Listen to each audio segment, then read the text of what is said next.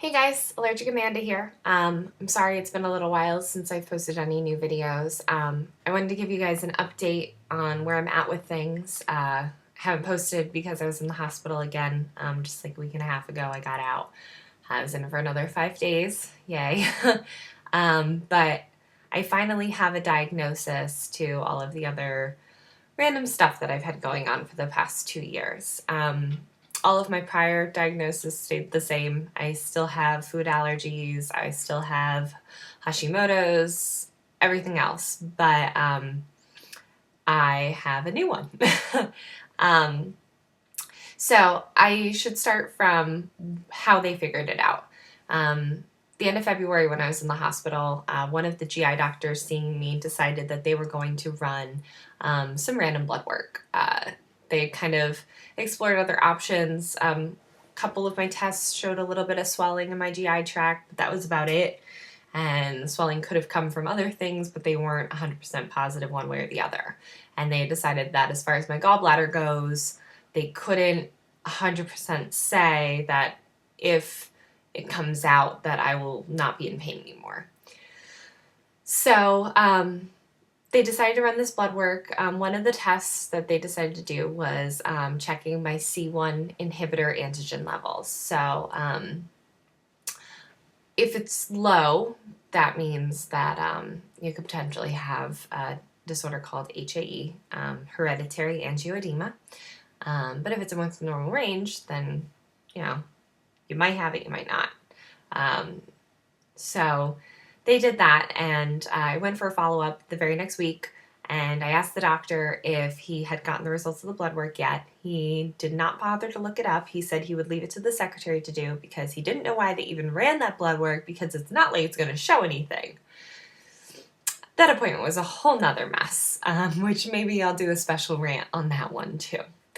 But he pushed for me to have a pill capsule endoscopy done, which is basically they take a little pill and you swallow it. It's like a little plastic camera, and it goes through your whole GI tract, and they connect a bunch of leads to your stomach to take, receive the images from the camera.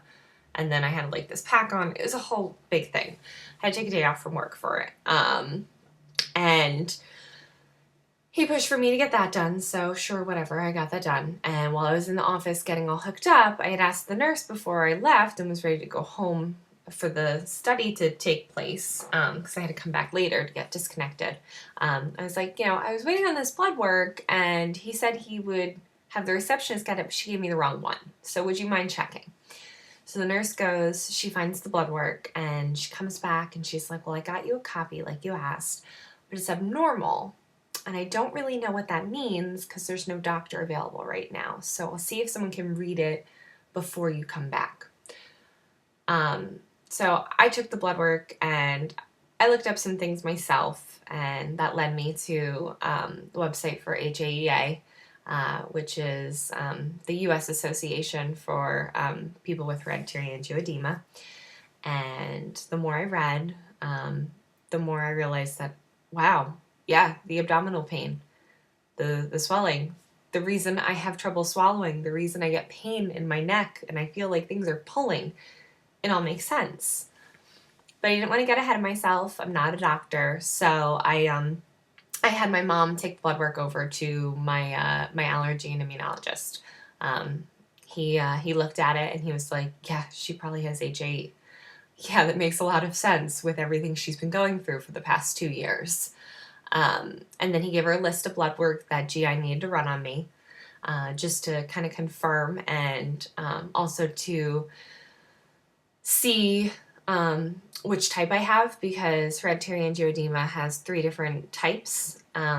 So before I could even get all that done, I got back to the doctor's office, got disconnected, and on the way home we stopped at Rita's, and I really hadn't eaten much that day because I had the study going on, so now that there wasn't anything hooked up and going on in my stomach anymore, I could eat and enjoy. So I got some Rita's Ice, a little small cup, and by the time I was finishing it up, I was having problems with my throat, nausea, vomiting, And my problem is I get retching, not vomiting. And the reason I get retching is because my throat closes so tight that not everything can come up, just like if you had to actually throw up.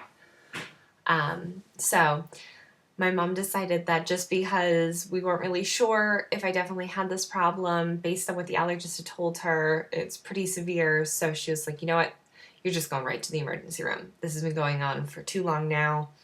Let's just take you. So they were really good with getting me back right away because they weren't sure if it was an allergic reaction or if it was the HAE, because they really didn't know anything about HAE in the ER.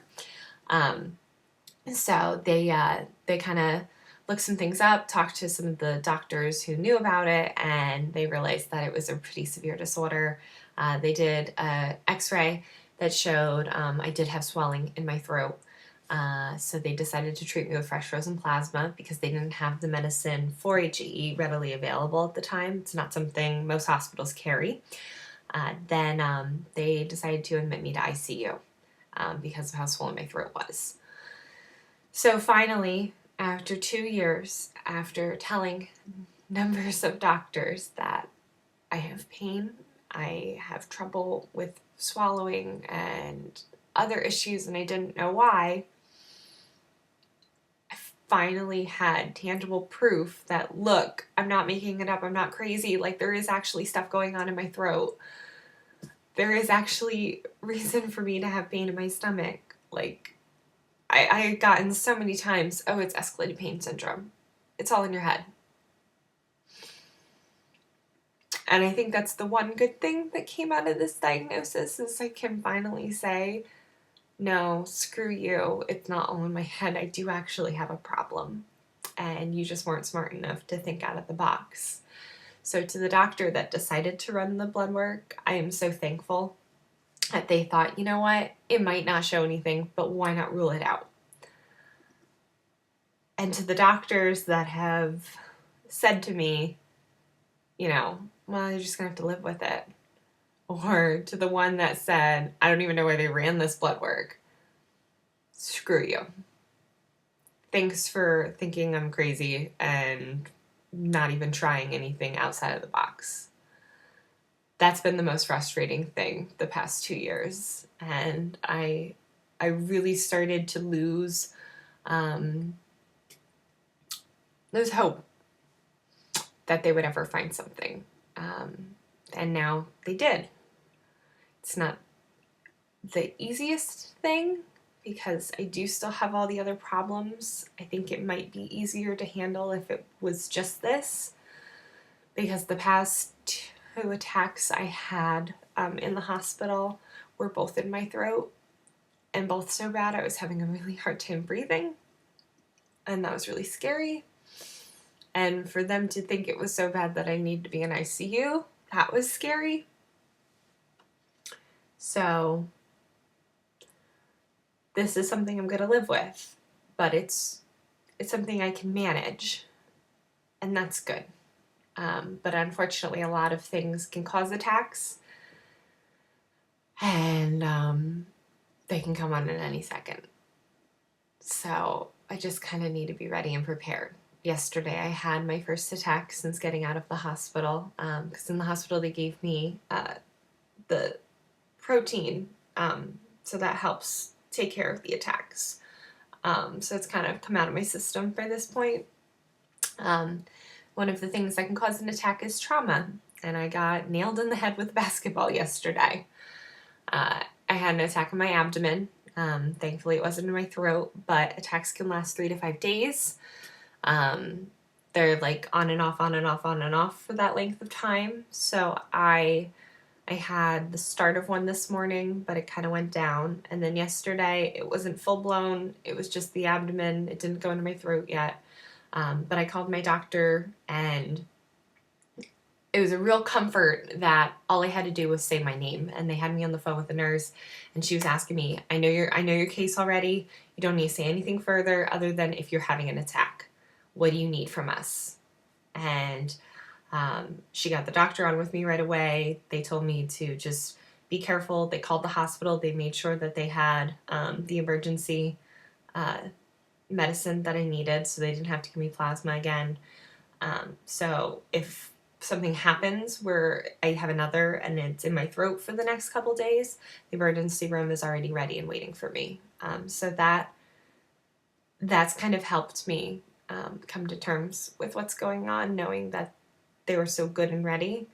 But I'm still trying to figure out the best way to cope, because it is an extremely rare problem. Not many hospitals have doctors who have seen it. I was the first for my last hospital stay. All of them were like, I've never heard of this before. The nurses are all like, oh, what's that? So those are things I'm going to have to deal with. And apparently my ER is going to become very friendly with me, because I'm supposed to go whenever I have an attack. So they're going to get to know me pretty well. But yeah, I'm getting there. So I just wanted to give you guys a little update. I know it wasn't a short video, so I'm sorry for that. But that's it for today. And thanks for watching.